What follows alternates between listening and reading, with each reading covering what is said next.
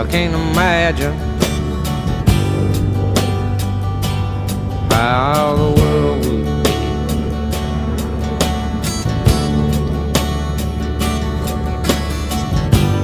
Not to see the gray squirrel climbing in an old tree.